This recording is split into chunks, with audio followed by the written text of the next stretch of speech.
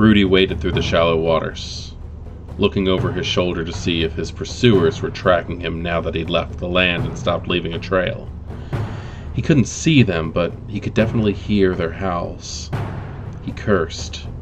Meeting with lupines was never a safe proposition, but reacting the way he did, brandishing his claws and threatening to take out the werewolf pup's eyes, he should have better control over his anger. He's not a Bruja.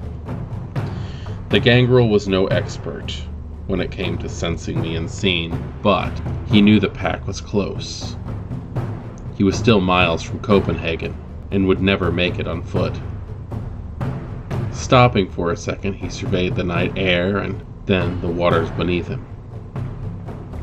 To take to the sky and try to outrace the sun, or to bed down for the night in the dirt and silt. He needed blood, but he needed to survive another night first. The werewolves bayed as they closed on him, only to see the coward gangrel give a mock salute as he shifted into the earth. The outraged pup swiped at the fetid water and stamped at the ground before being dragged away by her kin. Morphing, shape-shifting, mutatio. Werewolves despise vampires for their possession of this ability. They consider it a mockery of their own nature. An undead being becomes wolf or bat, bearing claws and gnashing fangs like one of their own. Yet Protean has flowed through the blood for almost as long as Kindred have existed. The power to mutate, shift form, or become ever deadlier predators is as natural to the vampire as it is to the lupine. Practitioners of Prodean employ this discipline for its utility. The power enables a vampire to become a beast, turn their limbs into weapons, or change their shape into clouds of mist to evade capture, glide through keyholes, or slip through cracks in a window. I have to say that about all the disciplines in Vampire the Masquerade in general, Protean has always been one of them that really meshed well with my style of gameplay. I like the mutability of it. I like the Promethean ability to just change shape. Viscitude, Serpentis. There's actually a lot of different disciplines that are shaping in a way. But in this system, in V5, in Vampire the Masquerade 5th edition, it's all Protean. It's just different variations of how it's used, which holds true to the way that the clans should work, in my opinion. Over the years of role-playing and storytelling, I've always very much leaned on the idea that the followers of Set, or the Ministry as they're now known, never truly existed. I admit that they're there. I admit that there are vampires who are, in fact, the followers of Set. But the idea of Set being an antediluvian never really crossed my mind as being true. I always figured Set was probably some 4th generation gangrel that started a cult in his own name, and everything just kind of went downhill from there. I always found it interesting also that Cain, in the Book of Nod, is said to have learned Protean. So Cain learns the 8 cardinal disciplines of animalism, auspex, celerity, dominate, fortitude, offuscate, potence, presence, and then for some reason gains Protean as well, even though all of the myths and lore state that Protean is most likely a gift that vampires picked up due to the fact that the gangrel antediluvian Enoia was said to be a lupine, was said to be a guru, that she was embraced into it, or a kinfolk at least.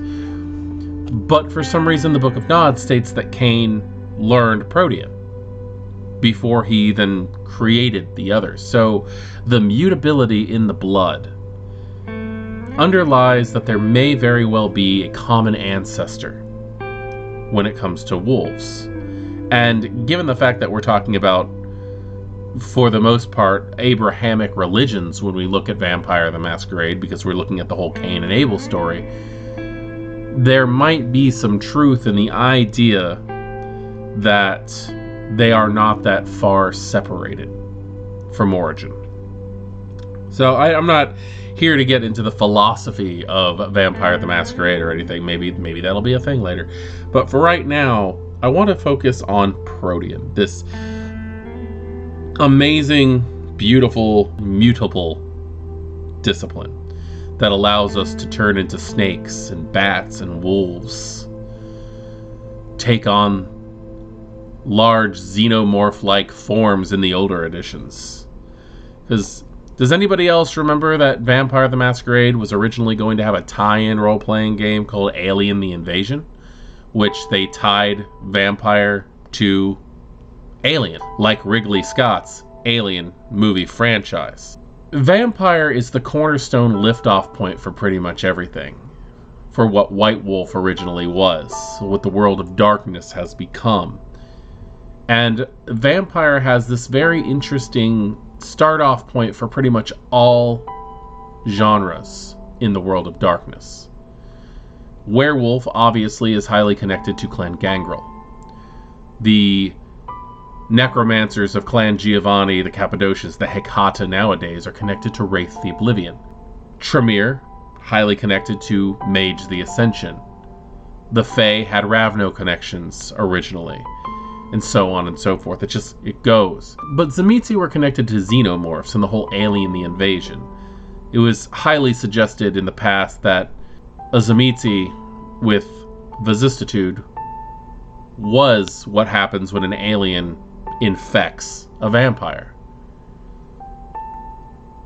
This also kicked off the whole concept of the lunatic faction in the Black Hand of the old clan Tzimisce, who refused to be infected with Viscitude. That Viscitude was an interdimensional disease that caused the shape changing, and that anything could become infected with Viscitude. Werewolves, humans giving birth to black spiral dancers, or the Fomorre. It really is neat, the chosen mythology that you could take into this. But now in V5, everything has been condensed more into the idea of what Protean actually is, and the mutability of what Protean can possibly offer. Characteristics. Protean powers that change the shape, or in other ways transform the body of a vampire, also affect clothing, swallowed items, and other small, under a few gram wearables. Protean does not affect larger carried items, including backpacks, duffel, and sports bags. For this reason, Protean users often travel light. That's funny to me because one of my favorite moments in one of the old games that I used to run when we were using Laws of the Night in our old LARP format, we had a gangrel who had her phone on silent, on vibrate, and it was in her pocket, and somebody called her while she was flying in bat form over the sky, and I had the phone basically go off while she was a bat inside of her, which pretty much just like kind of like hand buzzer electric shocked her, where she was like and fell out of the sky. It was so fucking stupid, but it was so fucking funny. Even the person that I did it to thought it was hilarious. So anyway, type physical. Masquerade threat, high. One of the most overt disciplines available to vampires. More or less all Protean powers can breach the Masquerade on their own. That is something to take into consideration, just how dangerous it is to use Protean. Blood resonance, animal blood, especially animals matching shape-shifted forms. The blood of werewolves, changelings, and other supernatural chimera of man and beast. That's something interesting also, because werewolf blood was always something taboo. It was like a drug to vampires. And the idea of changelings, that was like dropping acid. Like, that's something you just don't do because it can cause you to frenzy. But the idea that it might be needed as a resonance to help you to transform in this way is interesting, especially for those of you who are running a story where resonance is key and people want to expand on their powers, they might actually need to hunt down such things as werewolves and changelings just to get that extra bit of power to learn how to use their disciplines correctly. On that, let's go ahead and take a look at what this discipline is truly capable of. Level 1, Eyes of the Beast. The vampire can will a supernatural red gleam into their eyes, giving them sight even in the total absence of light. Cost, free. System, no roll is required to activate Eyes of the Beast. While active, the user ignores any sight penalties imposed by darkness, including supernatural. While active, the inhuman appearance of the eyes confers 2 bonus traits to intimidation pools against mortals. Duration, as long as desired. Eyes of the Beast is just something you expect Gangrel to have most of the time. I do like the fact that there's another choice for a level 1 here.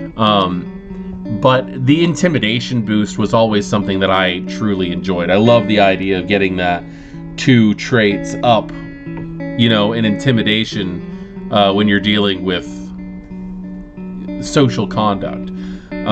Giving Protean the ability to interact in social abilities is something interesting. I can understand the idea of an argument getting heated in Elysium or on the streets between 2 vampires, and when that Gangrel decides that he's going to activate Eyes of the Beast, that reminds the other vampire, oh shit, he can probably gut me. He can pop claws. He can reduce me to a fine red mist. That level of intimidation is probably well founded when you're dealing with Gangrel, who should be one of the more feared clans in Vampire the Masquerade. Level 1, Weight of the Feather. The vampire can reduce their effective mass and density, making themselves almost weightless. This allows them to avoid triggering pressure sensors, as well as avoiding major damage from falls, collisions, and even being thrown. The power cannot be used for longer leaps, as the vampire's strength is proportionally reduced. Cost, free. Dice pool, wits plus survival. If the vampire has time to prepare, no roll is required. As a reaction, such as during a sudden fall, activating the power requires a wits plus survival roll at difficulty of 3. As long as the power is in effect, the vampire is immune to damage from falls, collisions, or being thrown. The user also avoids triggering devices that rely on pressure at storyteller discretion. Duration, as long as desired. As a substitute for Eyes of the Beast, I like the idea of Weight of the Feather. The concept of being able to do that just gives a lot of interesting thoughts about things. Weight of the Feather combined with cat-like balance in celerity would allow you to run across power lines almost. But I know when I made my first Gangrel for V5, I chose Weight of the Feather because I like the idea of hunting from the rooftops and dropping down to stalk my prey. I'm sure there's lots of other uses for this, like avoiding pressure sensors and the like the example is given, but that was the main reason I chose this. Level 2, Feral Weapons. The vampire can extend their natural weapons to monstrous proportions. This usually takes the form of fingernails extending into wicked talons, but can also come in other forms, such as fangs elongating into terrible daggers, as from a gigantic serpent.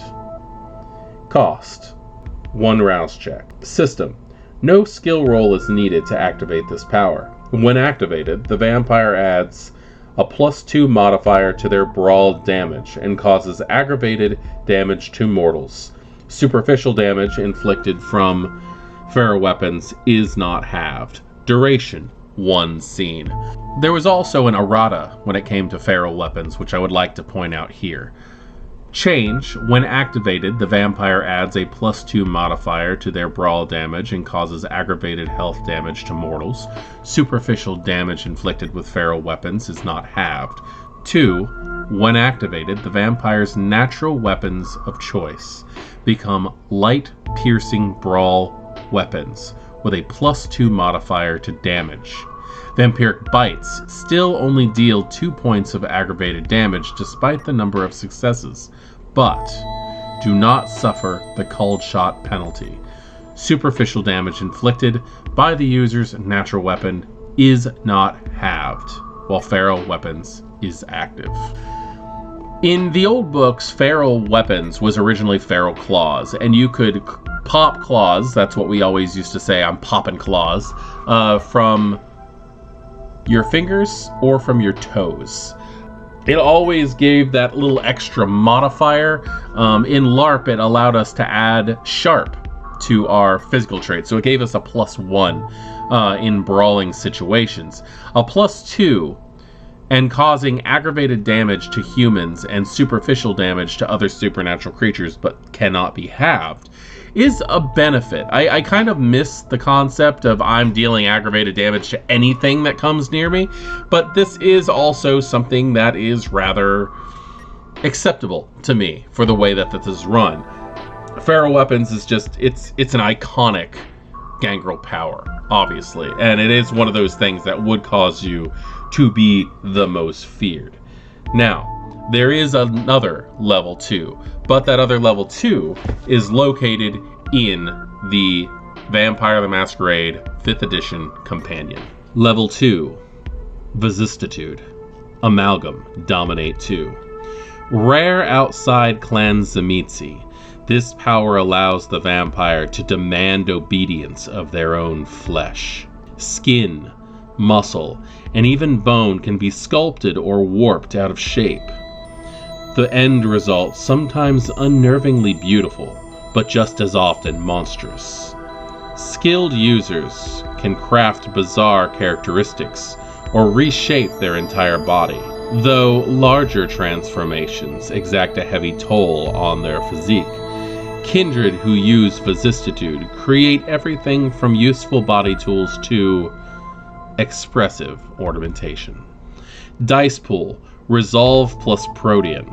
Cost, 1 rouse check. System, roll Resolve plus Protean.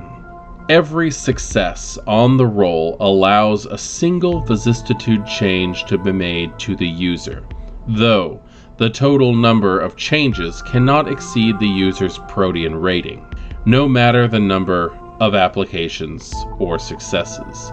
Each change causes the loss of a single physical attribute dot of the user, as the body mass must come from somewhere. No attribute can be taken below 1. Each use of the power takes 1 full turn to perform.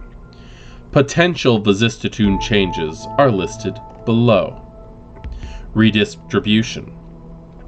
Add a single dot to any of the user's physical attributes.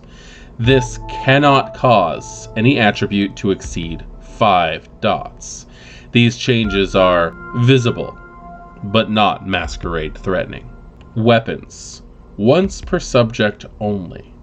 The user gains the equivalent of a light, piercing, or heavy impact weapon, +2 damage, in the form of bone spurs or bludgeons of dense cartilage. In contrast to feral weapons, the damage caused by these weapons is mundane, but feral weapons employed by the vampire proficient in Viscitude often take the shape of similar osseous spikes and blades. Armor.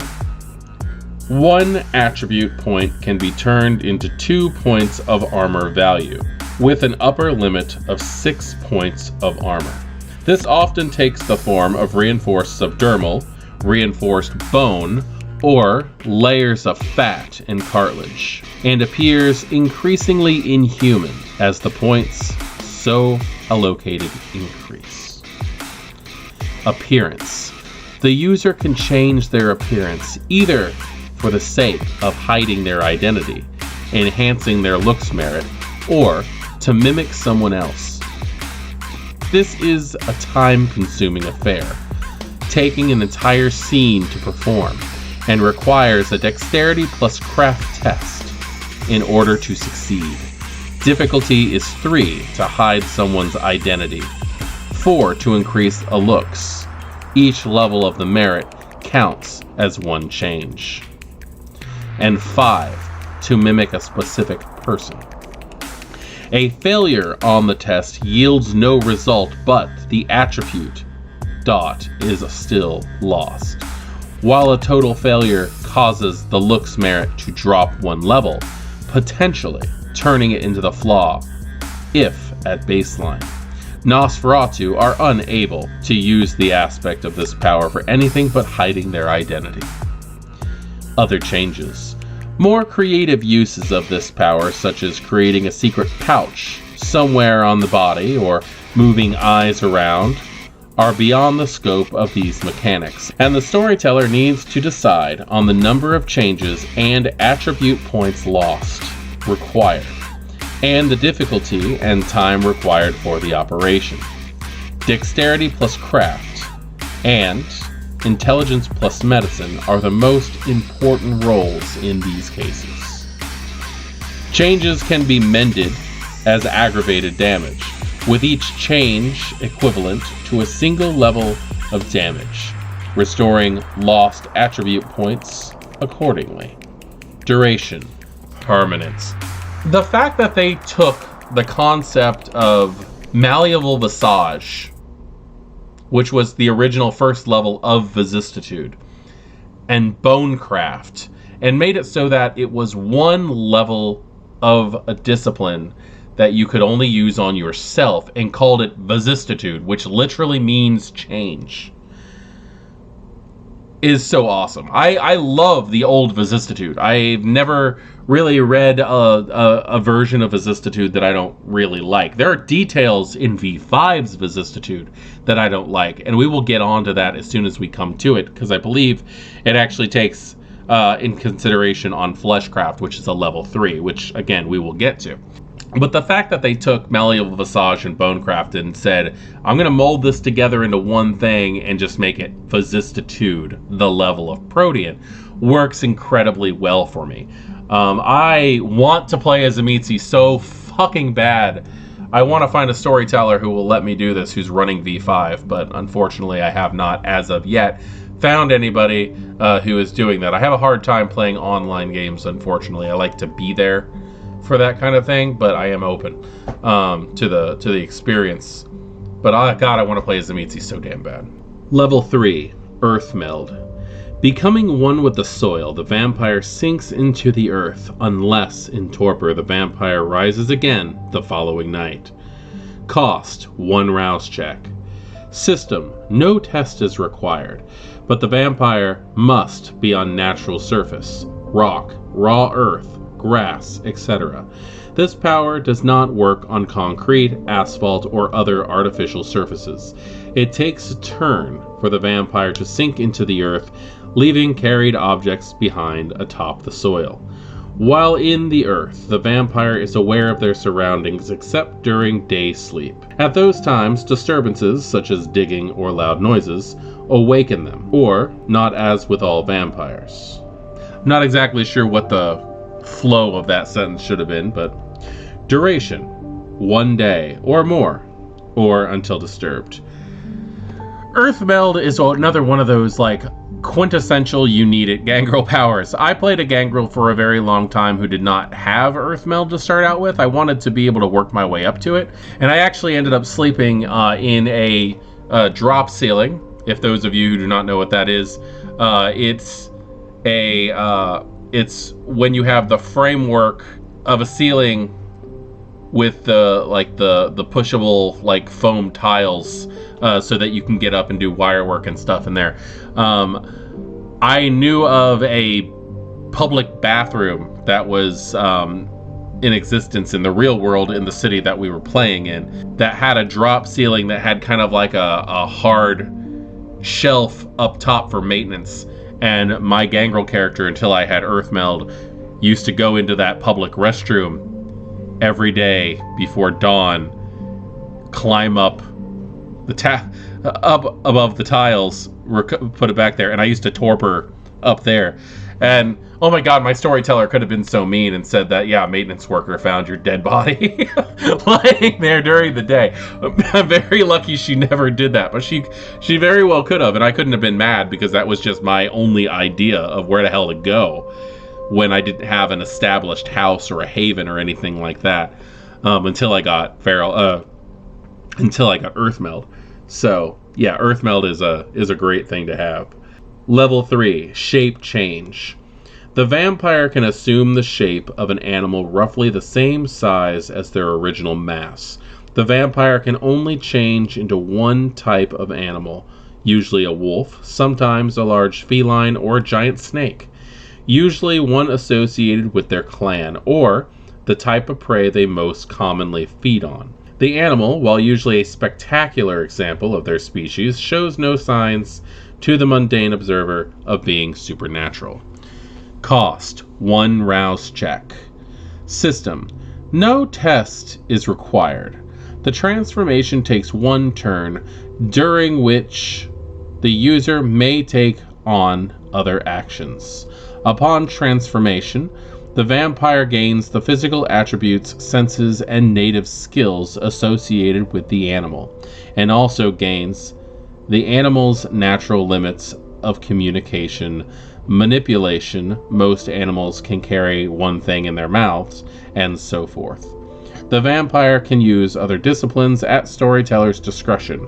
By and large, they can use Auspex, Animalism, Celerity, Fortitude, Potence, and Protean. Many powers of Dominate, Obfuscate, and Presence pose problems. Blood Sorcery is completely off the table. Duration: 1 scene unless ended voluntarily before that. Shape Change, obviously, was originally Shape of the Beast, where you used to get 2 forms to start off with. You got a fight and a flight form, which was typically a wolf or a bat. Over time, it became noted in my games, at least in games that I played in, multiple storytellers also, that Gangrel were allowed to basically change into the thing that they fed off of the most, or some storytellers had other things. My games typically had shaman, had Gangrel shaman, who would lead you through a vision quest to try to find your animal spirits, animal guides. If you wanted something other than wolf or bat, you had to go through this ritual where you went on a ritualistic hunt, hunted them down, and devoured them. And once you devoured them, you gained the ability to choose that form instead of wolf or bat. But if you were not a Gangrel and you got a hold of Protean, you got wolf and bat forms, and that was it. That was just the way that it was. But then this also gives wake to the idea of Serpentis being just a specialized form of Protean, where the Setites, or the Ministry, can turn into giant snakes, which is kind of cool. They did make it so that you only get 1 shape, and then Metamorphosis, which is a level 4, allows you to get another one, but we will get to that very shortly. To level 3, Flesh Crafting. Amalgam, Dominate 2. Prerequisite, Vicissitude. Extending their mastery over flesh, the vampire is now able to inflict their ministrations on the bodies of others.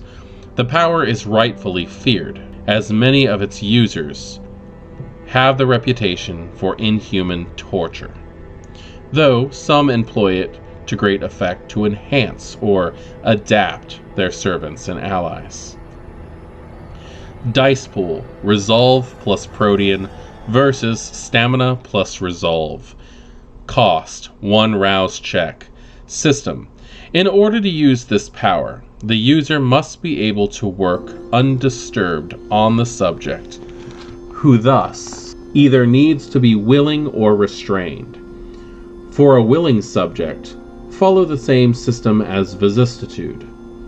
An unwilling subject can resist with their stamina plus resolve, with the user's margin counting as vicissitude successes. Each use of this power takes a full scene to perform. Again, the total number of changes cannot exceed the user's Protean rating, no matter the number of applications or successes. In case of multiple users working on a single subject, only count the highest Protean rating. Changes can be mended as aggravated damage, with each change equivalent to a single level of damage. Mortals will thus require extensive surgery. Duration: permanent. So, now that we're moving on to higher levels of the vicissitude version of Prodean, we have level 3, which is flesh crafting. So, in this, they took fleshcraft and bonecraft yet again and mixed them together, but said that you can use it on other subjects, which I do like the way that it's set up. I think that it's very neat, and it does give you the ability to create, for those of you who are familiar with Tzimisce, either by playing or by playing against them, Schlachta. It gives you the ability to create guardian ghouls, enhanced ghouls, which are not all the mindless war machines that most people consider them. They actually can keep their mentality. A lot of Tzimisce choose not to, because it's easier to have a guard dog made out of humans than it is to have a thinking, willful creature. But that's where the blood bond comes into preparation, I think. But I like everything about this except for one thing, and that's they do not have rules for instantaneous use. I'm pretty sure that when this comes into play in my game, this is going to be a house rule of ours. This is going to be something that I'm going to allow, where people can use fleshcraft on a subject, or an enemy, I should actually say, because subject implies that you're doing surgical work. This discipline is set up to do surgical work. But one of my favorite things as a Tzimisce was the random act of violence. When somebody would come up talking to me, and I was a bishop at one point in time playing as Tzimisce, and if somebody came up to me and decided to say something that I was not happy about and I needed to make a lesson out of them, slap that mouth right off their fucking face. That was something that was needed. Being able to get into combat and reach in, grab chunks, and take it. Or when somebody goes to punch you, grabbing their arm and twisting it the wrong way. I'm not talking about precision work here. I'm talking about aggressive, primal violence when it comes to vicissitude. And this is something that I want to see. I remember playing my Tzimisce one time where I ended up being attacked by a horde of shambling hordes, where I was attacked by walkers, by zombies, because I was fighting against a necromancer at this point in time. And when they came up to me, I would burn a blood and just make it so that before we had rouse checks, we had certain amounts of blood and we had to use it, burn it as a resource. Whenever anything would hit me, I would burn the blood and I would stick them to me. Eventually, I was wearing an undead, flailing set of armor that was doing most of the damage against the enemy for me. And it was all about imagination when it came to that. Matthew Corey Hart, if you are listening to this, one of our very first times ever playing together, you were playing a Lasombra, I was playing a Baratovich Tzimisce. You pissed off some werewolves. You pissed me off because you pissed off werewolves, because although my family hunted them, we weren't stupid enough to stir a hornet's nest. And I ended up reaching over, grabbing Matt, grabbing you by the back of the neck, and dislocating that part of your spine and lawn darting you at the wolves and going, "You can have him," granting me a swift escape. Was it dirty? Yes. Did I survive? Yes. Matt and I have laughed at that situation because he knew he did something that wasn't really the most agreeable by pissing off all those shifters. But the fact is, these are things that do not take time, do not take surgery. This implies that you have to carefully work things. And I understand that if you want to give somebody another arm, or if you want to give somebody a prehensile tail, or rework the nervous system, or give them armor, things like that, yes, those are going to be precision works. But I want my quick and dirty Viscitude attacks. Those were always something that I loved that were possible in the older versions, and in my game, they're still going to be available. For this situation, I would say strength plus Protean, and the number of margin in between the win is telling you how many physical traits you remove from the person. Or you could do a called shot and try to go for a crippling move where you twist a leg or remove a chunk out of something that's a vital. This is all stuff that is 100% doable in this system, and I just personally don't understand why it's not here. So, on that, we can move on, I think. And here we are, moving on. We are here to discuss Visceral Absorption, which is a level of Protean. It's an amalgam blood sorcery, which just screams Khaldoonism to me with how dirty this is. This is the Sabbat Black Hand preview. We do not have this book out. Hopefully it will be out in a couple of weeks, but I want to make sure we cover this amazing discipline right now. Look at that picture. That's amazing. Look at what we're looking at here. Prodean, level 3, Visceral Absorption. Amalgam Blood Sorcery 2. A seldom seen but unmistakably effective way to clean up a mess. This power turns the body of the vampire semi-permeable while drawing inert blood in viscera in the vicinity inside them, feeding their beast and sating their hunger.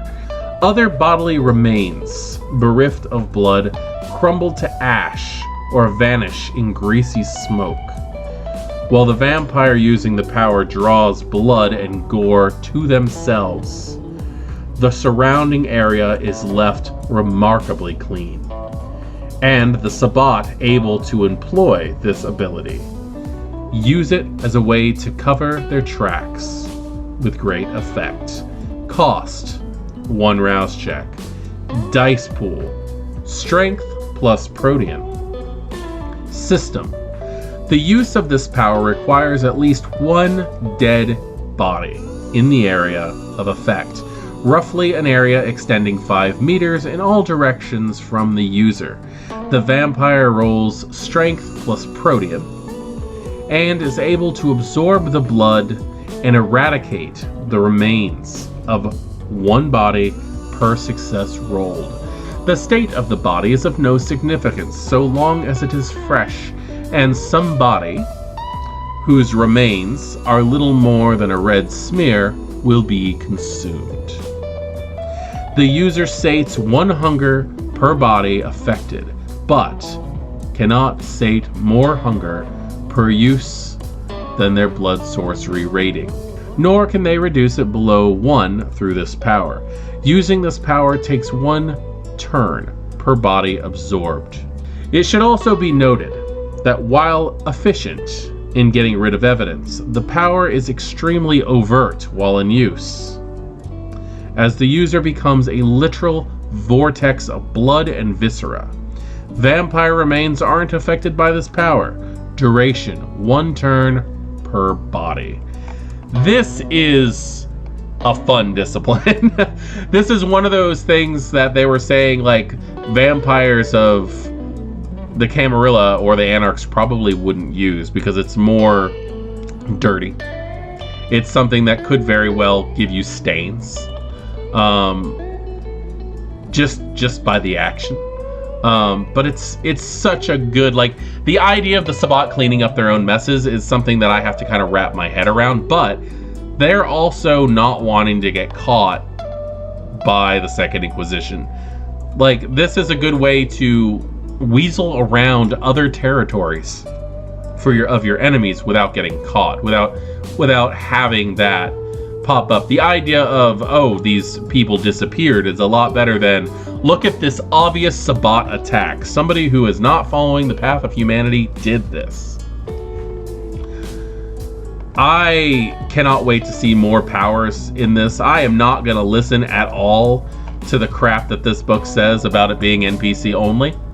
Not going to fucking happen. Sorry, Justin. Sorry, whoever else is working on this. But I am sure as hell going to use these disciplines. I am excited about that. Level 4, Metamorphosis. Prerequisite, shape change. This power grants an additional animal form to the user, this time also enabling them to change their size. Vampires most commonly metamorphose into bats, rats, unusually large insects, or snakes. Cost, 1 rouse check.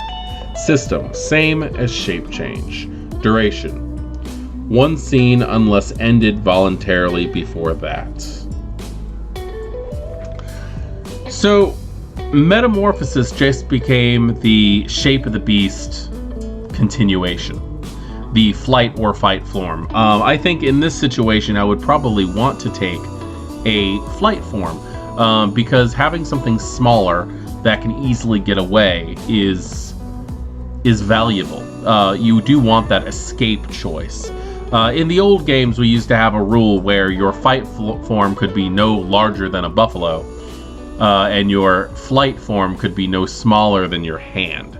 That, in this situation, doesn't really take into consideration any longer due to the fact that your typical shape change doesn't change your general body mass. It just literally changes your shape, which allows you to be a very large dog or wolf or something like that. Something around the same weight.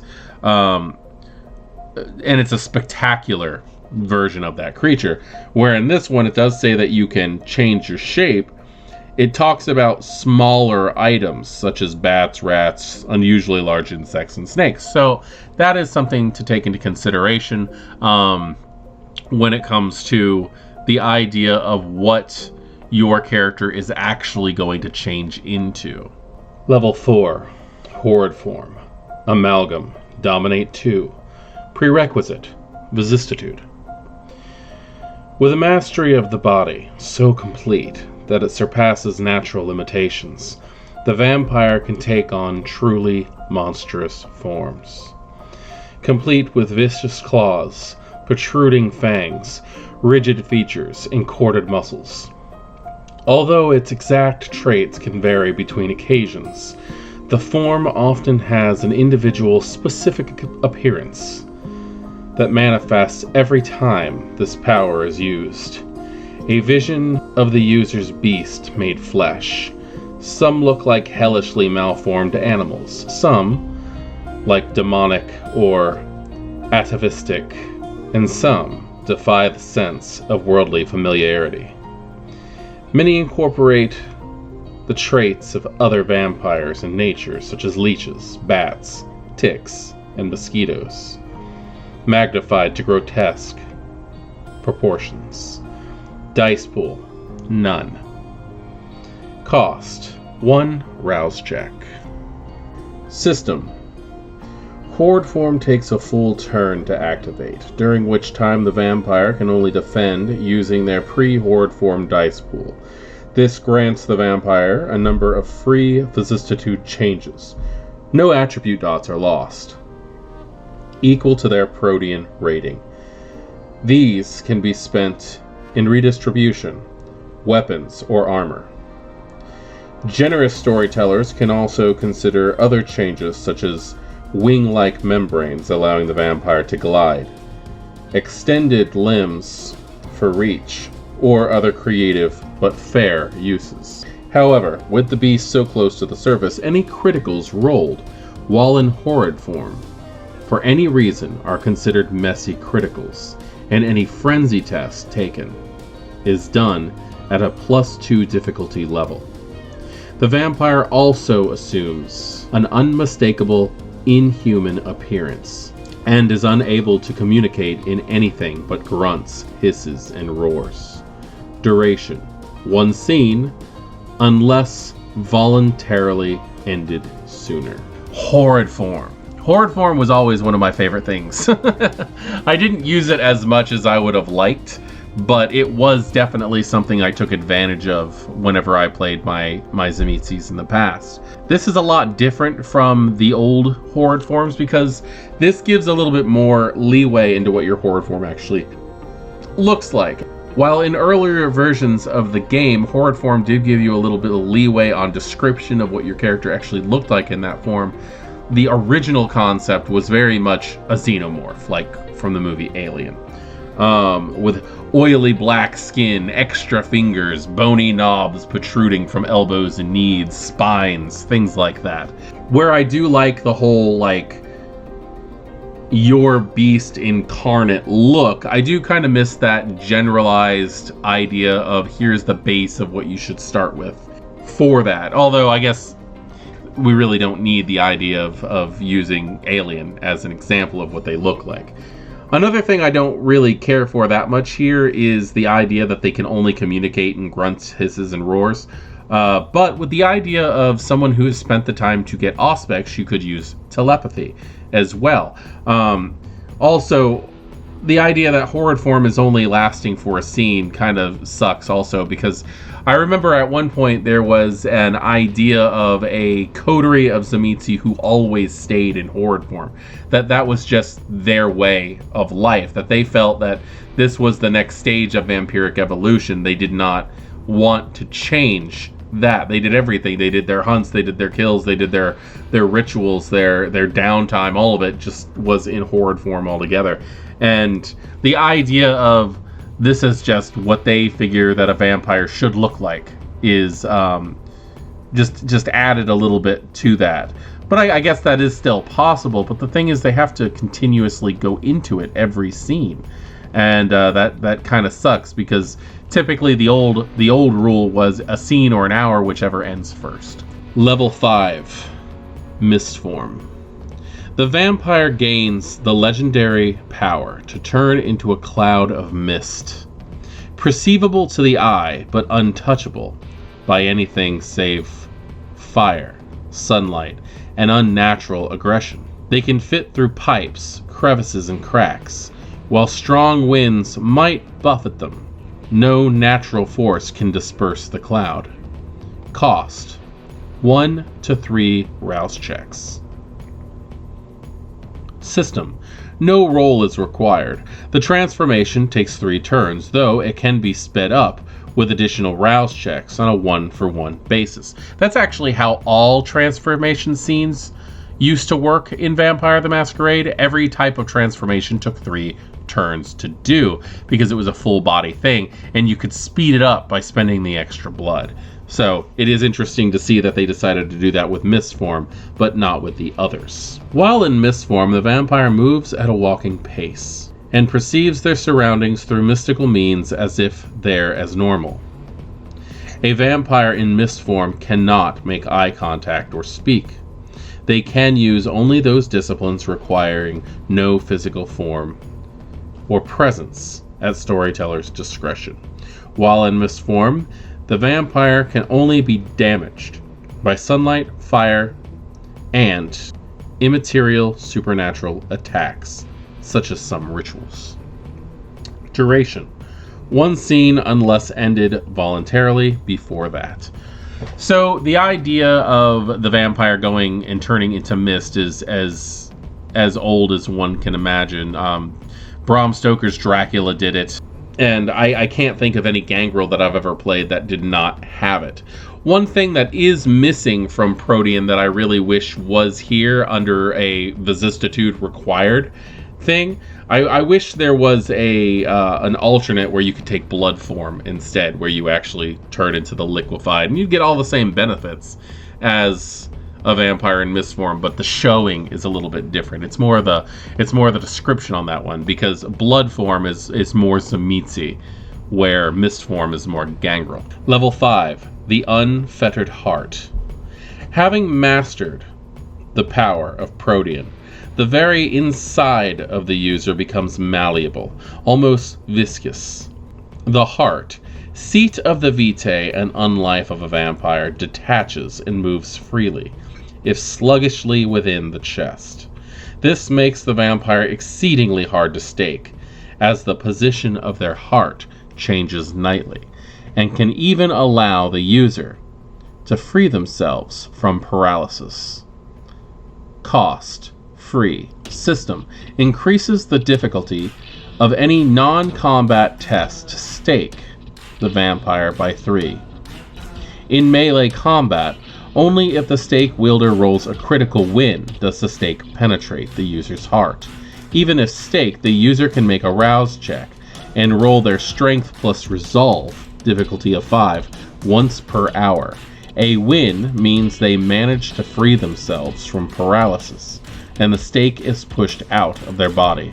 They cannot attempt such stake expulsions at a hunger of 5.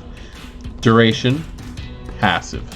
This really holds true to what Protean is if you take into consideration the other disciplines that have latched on to it.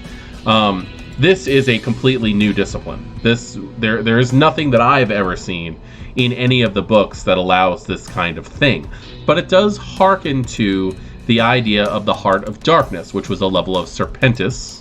In the old form, it is actually a level of Protean. It's a Protean amalgam in this one, which kind of holds true to this one, where the heart can be removed, making the vampire unstakeable, but also making them cold to the emotions. Another thing that it kind of cries out to is the elder level discipline of Viscitude, Blood of Acid, which makes the vampire unstakeable. And that's really the only thing that really holds true on that one. The vampire can be staked, but a squirt of pressurized acid vitae gets squirted out at the staker, at the aggressor in that case. And over time, the stake will actually be eaten away by the corrosive properties of the vitae inside the Tzimisce at that point. Which is another thing that I really wish was here. Being able to have a corrosive vitae, even if they did like... I understand the concept of amalgams on top of amalgams could be a thing, but maybe the idea of corrosive vitae blood sorcery with either unfettered hearts or even Viscitude, stacking that amalgam on top of the amalgam, making it so that corrosive vitae would eat through any stake that goes into a vampire automatically, if they had that level. Also, the idea of it being able to squirt out if you had your skin broken. Oh, it was always a fun thing for me. I love that discipline. That was just fun. Level 5. One with the Land. Amalgam. Animalism 2. Prerequisite. Earthmeld. The Kindred possesses such mastery over their own form that they may extend it even into their own domain itself. Not only may the vampire sink into the very earth, they maintain a preternatural awareness of events transpiring within the domain. Cost 2 rouse check. System. As with Earthmeld, except the vampire is not limited by the makeup of the surface where they take their rest. Some vampires have been known to suffuse themselves into the walls of their own manors, while others secrete themselves beneath the warped floorboards of a squat, and even hide beneath the shallow pools of dead water.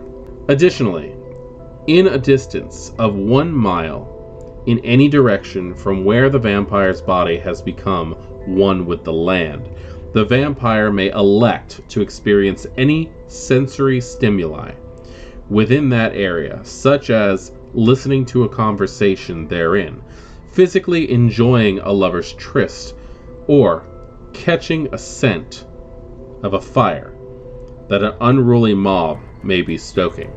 The vampire experiences these senses through the presence of animals, however minute, in the vicinity of the event. If the events are discreet or intentionally hidden, a wits plus animalism test versus the relevant opposing dice pool used is required. Rising from the state before nightfall, the day after it has been entered requires a resolve plus Protean test at a difficulty of 4.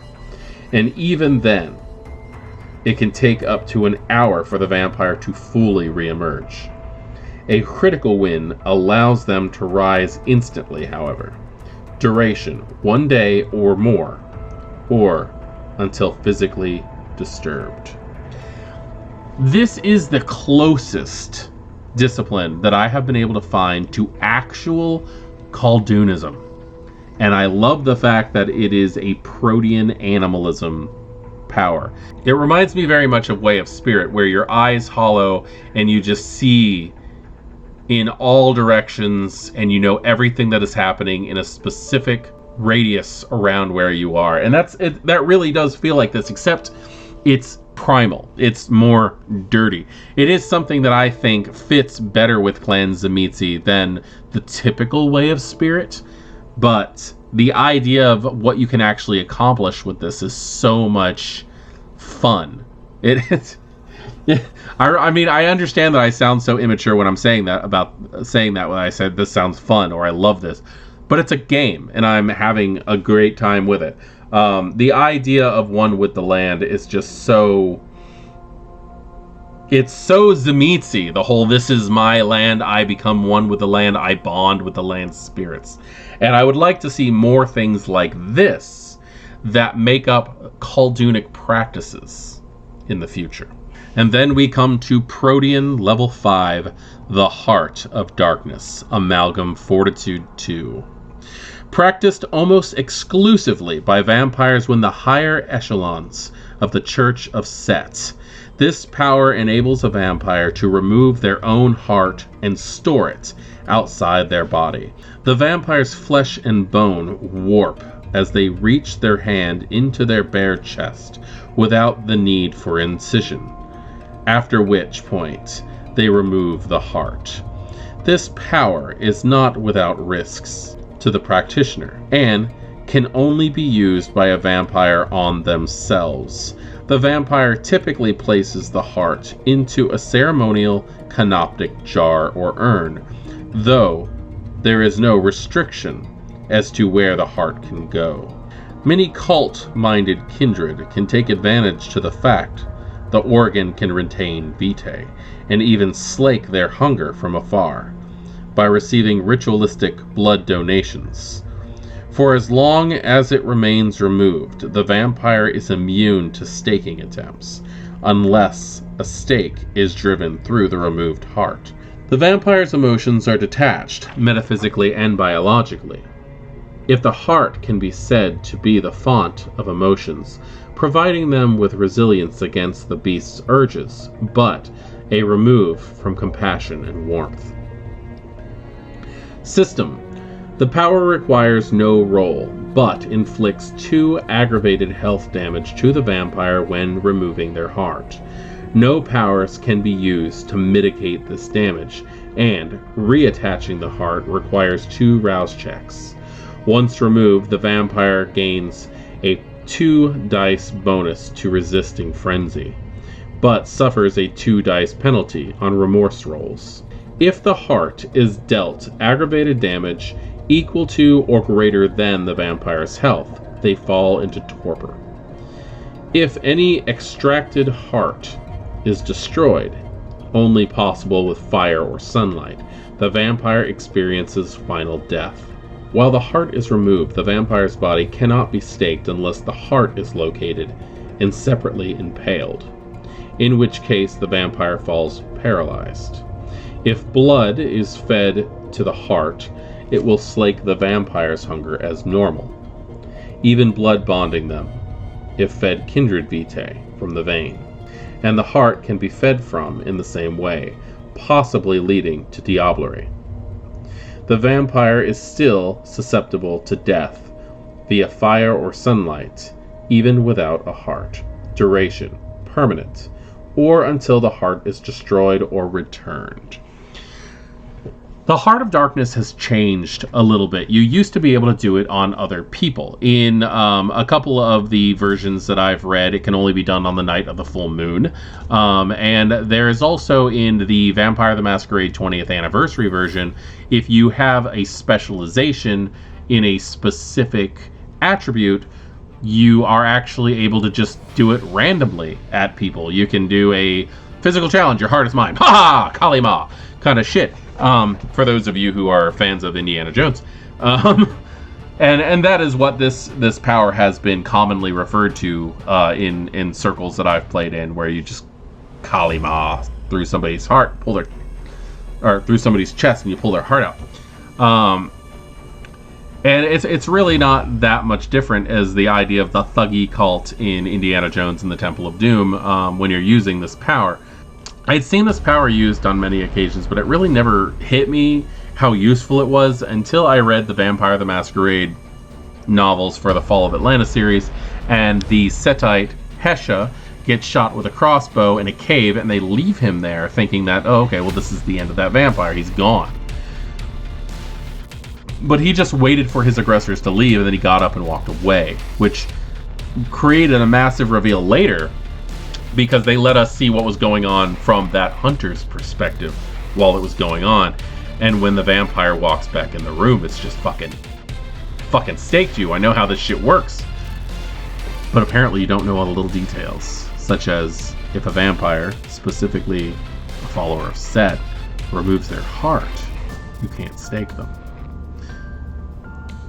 I've also had it done to me in character against my will, which sucks. So I kind of like the idea that you can only do it to yourself, but I also kind of like the idea of being able to do it to other people. So I don't really know how I feel about this. But the idea of the cult that worships your heart in a jar and gives you blood just brings so many great ideas to mind. But then also the idea of somebody finding that heart and blood bonding it and keeping it. You gotta be really careful. You gotta be really damn careful when you're using this power.